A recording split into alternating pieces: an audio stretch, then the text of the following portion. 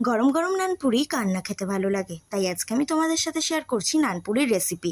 প্রথমে একটা বড় সাইজের বাটিতে পরিমাণ মতো ময়দা নিয়ে নিলাম। ময়দা যতটা পরিমাণে নেবে বাদবাকি ইনগ্রিডিয়েন্টসগুলোই সেই অনুপাতে মেশাতে হবে।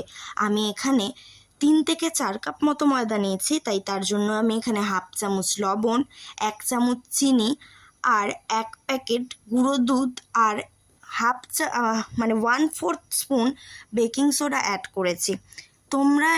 তোমরা যেই পরিমাণে ময়দা নেবে সেই পরিমাণে ইনগ্রিডিয়েন্টসগুলো মেশাবে। তারপরে ময়দাটাকে ভালো করে ময়ম দিয়ে নিতে হবে। ময়দাটা ভালো করে ময়ম দেওয়া হয়ে গেলে এতে 1 কাপ মতো টক দই মেশাতে হবে। তোমরা যদি ময়দার পরিমাণ বেশি নাও তাহলে টক দইয়ের পরিমাণটাও বেশি নিতে হবে।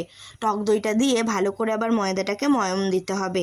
তারপর এতে 2 চামচ মতো সাদা তেল দিয়ে আবার ভালো করে ময়ম দিয়ে নিতে হবে। তারপরে এটা ভালো করে ময়ম দেওয়া হয়ে গেলে এতে পরিমাণ মতো জল আস্তে আস্তে দিয়ে দিয়ে ভালো করে ময়দাটা মেখে নিতে হবে। ময়দাটা যত ভালো করে মাখা হবে নানপুরিগুলো তত সফট হবে, তাই ভালো করে ময়দাটা নরম করে মেখে নিতে হবে। আমি ময়দাটা মেখে 1 রাত রেস্টে রেখেছিলাম ময়দাটা, কিন্তু তোমাদের হাতে যদি সময় কম থাকে তাহলে তোমরা এটা 2-3 ঘন্টা মতো রেখে তারপরে নানপুরিগুলো ভেজে নিতে পারো।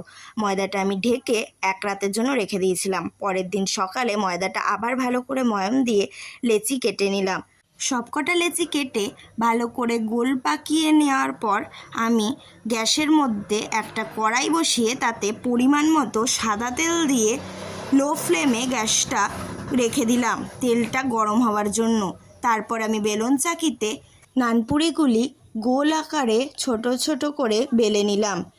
তারপর কড়াইতে গরম তেলটার মধ্যে নানপুরিটা ছেড়ে দিলেই নানপুরিটা ওপরের দিকে ফুলে আসবে। তাহলেই আমাদের গরম গরম নরম ফুলকো নানপুরি একদম তৈরি। আমি এই নানপুরির সাথে খাওয়ার জন্য চিকেন ঘুগনি করেছিলাম। সেই চিকেন ঘুগনির রেসিপিটা তোমাদের সাথে পরের দিনের ভিডিওতে শেয়ার করব। আজকে শেয়ার করতাম কিন্তু ভিডিওটা অনেক লেন্দি হয়ে যাচ্ছিল।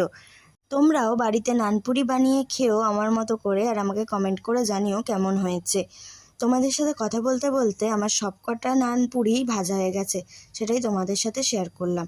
আর আমার ভিডিওটা ভালো লাগলে লাইক কমেন্ট শেয়ার করে দেবে এবং চ্যানেলটিকে সাবস্ক্রাইব করে আমার পাশে থাকবে। আজকের মতো টাটা, থ্যাঙ্কস ফর ওয়াচিং।